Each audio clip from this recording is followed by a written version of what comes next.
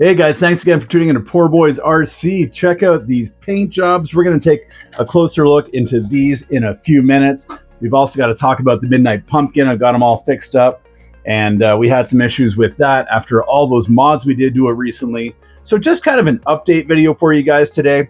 Sorry I've been pretty quiet this week. As you know, I went camping last week and I buggered up my back a little bit and been kind of down and out for a couple of days, but I'm feeling good again.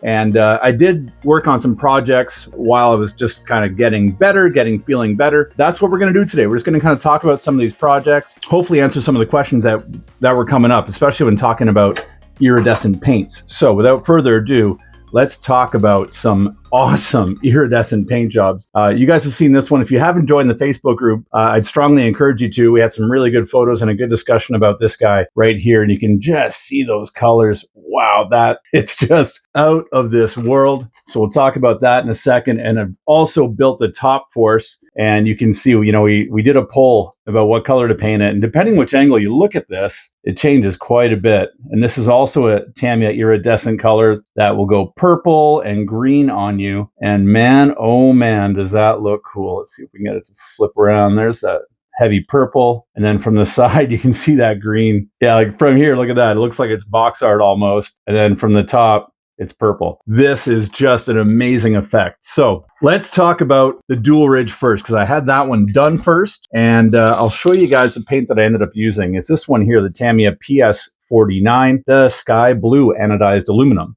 When you're done with these colors, you back them with black. Now, some of you guys mentioned you back them with silvers and other colors, and I bet there's a ton of different options in terms of what you could back this with to get different sort of effects. For the purpose of this video, I backed mine with PS5 black, and the effect, guys, like it's just so nice. Now, if you're gonna spray these colors, they go on very, very thin, and they're extremely transparent. So be patient when you're doing these, when you're painting with these colors. Don't rush it, because I could see somebody being prone to just really laying it on heavy and getting a run. If you get a run, it's going to make a real mess. So just be patient, wait for a nice warm day to start laying this stuff down. And again, if you just look at that finish, my gosh, I mean, it looks good on camera, but in person, it just looks that much better. So I am really, really happy with how the dual ridge turned out. This is the TTO2B chassis. And I bought these paints just to experiment with them one day.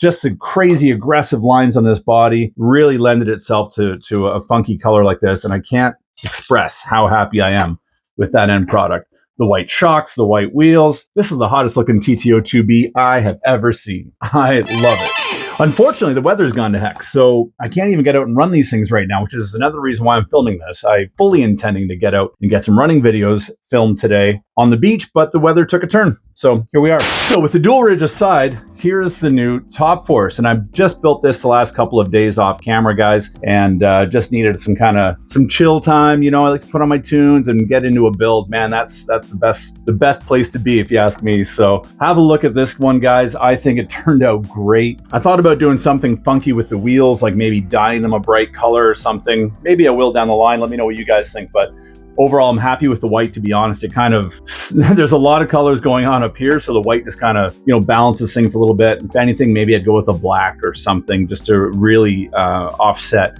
the amount of different colors we have going on up here. But man, just look how that changes. Very, very cool. Green sometimes, purple other times. So this color was a little bit different. And thank you for everyone that chimed in on the Facebook post and on the YouTube post when I was asking about what colors to go. And somebody actually mentioned this color, the PS46, iridescent purple green, they call it. Again, backed it with Tamiya PS5 black. I find this color covers a little bit better than the blue. I would say I'm probably 5 coats of PS46 before I started hitting it with black. Whereas with this guy, I use the entire can of PS49 and then put black. Here I only used, I'd say probably not even half a can. So this goes on a little bit thicker, and the effect is it's just nuts. I mean, it's purple one way and green the other way. So it's really cool. I think it lends itself very well to this body, which has this awesome wedge-shaped design. Really, really funky. This build was a really nice build. And if you guys are looking to get into one of these buggies, I think these are actually, they're priced very well for what you're getting. Four-wheel drive, four-wheel independent suspension. The suspension is really nice and plush on this thing. Feels really, really good. A nice balance of kind of a throwback buggy with a lot of, I would say, like modern day conveniences. We've got a CVA oil-filled shocks. You've got, I think these are FRP, fiber reinforced plastic shock towers, front and rear. We have an FRP double-decker chassis on this thing and dual ball diffs. So this car, like, it feels like it's, you know, it's kind of an entry-level Tamiya racer, if you will. So if you're looking to get into something, get into the hobby and get into something with a little more spunk than, say, you know, a little more raceability, if you will, than, say, like a Grasshopper or something, this would be a really good buggy to get into. Let's take the top off and take a closer look. Oh, and another really cool thing is that the body is Velcroed to the under tray. Again, look at that up close, guys. Ah, that is so cool. Look how purple that is. And then look how green it is. That is so awesome. Very, very amused by shiny things. Look at that. Purple, green. Very amused by shiny things. So as for the car itself, guys, there it is. Look at that awesome looking chassis. FRP upper deck, which really, really provides a ton of stiffening. You've got just one center prop shaft here with no center diff. You can imagine this thing will probably have quite a bit of torque steer, but that is a-okay. I dropped in a Holmes Hobby Retro Sport 21 turn motor in there. I just had it sitting on the shelf. I didn't want to go with the stock silver can. I wanted a little more juice. And just so you guys know, for the running video, I'm going to run this on a 3S pack. I've got these 3S lipos that I picked up on Amazon. They work really well. They're actually very well priced. And since they're a soft case, they actually fit a lot better than a hard case 2-cell pack. Got the Hobbywing 1060 ESC in there. Can't go wrong with the Hobbywing ESCs. They are awesome. And that's about it, guys. Not a lot of fuss to this chassis. Actually, the build went together a lot quicker than I thought it would. These CVAs are pretty stiff, and really I would have liked to have had adjustment, the ability to adjust the pistons. On these shocks, you cannot. It's just the shock piston is incorporated into the shock shaft. It's all one piece, so you cannot adjust your piston. So the only tuning you can do is with your oil and by setting up your preload spring load on your collars right here. Other than that, guys, this build went super smooth. Actually, I got it done a lot quicker than I expected. Usually a four-wheel drive buggy like this, I put around 5-6 hours aside for it. I really like to take my time, but I think I had this one done in about 4 hours. So that is it with that guy. I think we got to do a good beach video with this one because the Top Force Evo, I did the beach action video with it, the running video, and this buggy just looks so good on the beach. That crazy side profile, like the side shots on this as it's dancing over the sand dunes, ooh, that is heaven. So stay tuned for that. Now, as I'm looking in my monitor, I see I've got the Poor Boys RC t-shirt on. I've actually got a lot of compliments on this shirt, so thank you guys for digging the new logo. I'm going to put the info to the fellow that designed this t-shirt, this logo for me, in the description box down below. So if you guys are looking for any logo artwork to get done, this guy is insanely talented. He calls himself the Graphic Mercenary. You can find him on Instagram. I'll throw all of his info down below. So if you're looking to get cool logos done, they don't have to be this crazy 80s design. They can be almost anything. This guy is so smart, so talented. He'll work with your design ideas, price things very well. Anyway, that's where this logo came from. And if you're looking to get any of this logoed merchandise, check out the Spread Shop store. I do have a Spread Shop store opened up down there. You guys can order all you want. All the sample shirts you see there are all in white. You can change the colors of the shirts. There's a couple different logos you can choose from. And then, I also get to make a few bucks off of that. So that really helps the channel because, let's just say we need to have constant money coming in to keep getting new kits and paints and all that sort of stuff to keep things flowing. So if you want to get some gear, check out my Spread Shop. I'd appreciate every order you made. Over to the Dual Ridge, guys. What can I say about this thing? It is a cheap buggy. It is a TT02B, but I personally love it. I love the design of this shell. I know it's like, I think it's like an 80-20. Most people do not like it. I think it's absolutely brilliant. Oh, and another thing to mention, if you are using this this paint, you can see I've got a couple little pieces of foil tape inside there. I would say this paint rubs off very easily. So as I built this chassis up and I placed my ESC up top, I scratched some paint off. The cooling fins on the ESC were scratching paint off of the body. Actually, if you look really closely right there, you can see that imperfection right there. So I just backed it with black again. But just a heads up, if you're going to build one of these, just be aware of that when you're putting it all together. But here's a TT02B, nothing really fancy going on here. Guys, this is a really inexpensive build. I used the cheapest ESC I could find. These are available on, I think I'm getting these on eBay and on AliExpress. I'll put some links down below. I don't love them, but I like them. They seem to have a little bit of a delay on the trigger. You would never in a million years want to race with it, but for 2 to 3S LiPo, brushed only, non-waterproof, these are about $20 Canadian a pop. We got the cheap servo in there. We got the stock motor that it came with, which I think was a torque tuned, and that's about it. So this guy has also got to get out on the beach and have a good blast around, maybe even the skate park or something, because just with this funky design, it would even look pretty cool, I think, you know, hitting some ramps in the skate park. Let me know what you guys think down in the comment section below where we should take the dual ridge out to.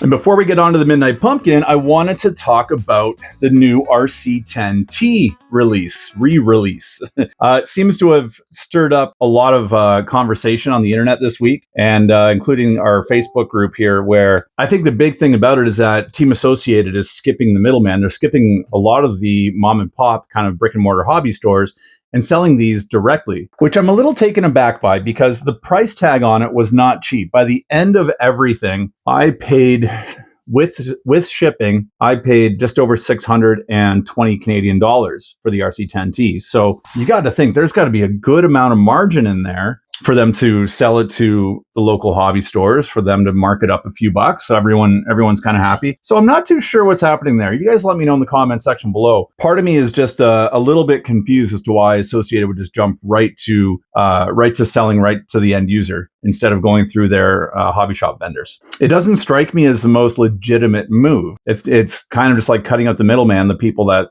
sell their products for them at a retail setting, cutting them out entirely for something that I think is going to be very well received. If you look at the response from the RC10 CC and then the 40th anniversary RC10 Gold Pan, no doubt they're going to sell. Why they're skipping the hobby shops, I don't know. What do you think? Let me know. I know I overpaid for it, that's for sure, but I will say this as well. My first ever hobby grade RC was a Midnight Pumpkin. Most of you guys already know that. Now, I bashed the living snot out of my pumpkin for about 4 years. It was probably 91 or 92. I don't remember exactly when the RC10T was released, but at that point, I was old enough and I had a job. I was flipping burgers at A&W and I had a little bit of money. So I went from this to RC10T. So I've got a warm spot in my heart for the RC10T. I overpaid for it because, there's got that nostalgia factor. No doubt Associated is cashing in on. And talk about just, a performance increase, right? It went from a two-wheel drive Midnight Pumpkin bouncing all over the place to a two-wheel drive RC10T stadium truck that had great handling, independent suspension, soaked up the big hits, oil-filled shocks. I mean, it was a night and day difference. So definitely something I wanted to add to my collection. Speaking of the collection, this is the one that started it all. Cindy, you did it to me, Cindy. But the Tamiya Midnight Pumpkin, guys, we did a whole bunch of mods to this thing. I've been to the beach 3 times trying to film an action video, a running video with this thing.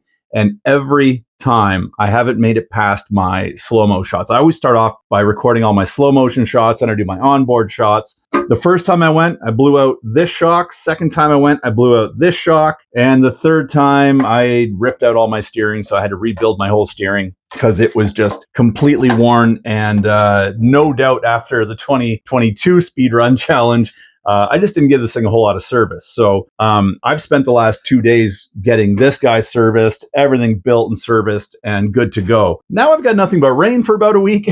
So I'm still not going to get this thing out for the running video, but a lot of you guys have asked for it and I haven't forgotten about it. Just wanted to make sure that you know that the running video is still in the works. And if you're new to the channel and you haven't seen the Midnight Pumpkin build yet, I'm going to show it to you guys here really quick one more time because this is not your average Midnight Pumpkin. It's got almost every modified part you can buy put on it. It doesn't mean it handles much better. It just means that I've completely overspent on a Midnight Pumpkin. I've got the Parma body here. This is an oldie. Actually, I think this might be Team Blue Groove that I got this one from. And I've shoe-gooed in some supports here because, on some of the hard rollovers, you can tear right through the body now that we have the aluminum body posts on there. So all aluminum body posts. I've got the aluminum chassis on here, which is just an absolute thing of beauty. We've got the dual spring rate Injora oil-filled shocks, which work great when they're not falling apart on me. We've got the 35 kg waterproof servo. We've got steel servo saver in there. We've got the UK Monsters front end having proper camber on the front of a pumpkin. So that is just an absolutely stunning bit of engineering that they did over there. She's rocking a 12-turn, 3,300 kV brushless motor. So on 2S, this thing is plenty quick, a lot of fun to drive. On 3S, it's absolutely nutty, but good for fun speed runs. As you can see, I added a little bit of weight back here because actually quite a bit of weight back there. I just picked up these lead weights off of Amazon because, as all of you guys know, the back end of these cars is just, it's a little bit much to deal with sometimes. So with the weight of the battery in there and this added lead weight on top of the suspension, that's really giving it, a little bit more of that sprung weight so the rear shocks work a little bit better. Really happy with how it's turned out. I think she's good to go now, knock on wood. Running video to come soon. So that's an update on all the cars, guys. Other than that, I just wanted to thank all you guys for watching the show. We're knocking on the door of 21,000 subs. So if you haven't subscribed to the channel yet, please consider doing so. Hit that subscribe button. I've got one tucked away right in the corner there for you. Give it a quick little click. Those subscriptions mean the world to us YouTube content creators. I'd really appreciate it if you did that. Onward and upward. Next goal is going to be 30,000 subs. So let's keep the sub train moving, guys. I love it. We're not stopping until we get one of those silver play buttons. 100K. Here we come. So guys, that is it for me today. Thanks again for tuning in. Wherever you are in this crazy world, get out and do some RCing today. Have some fun, have some laughs, and as always, be excellent to each other.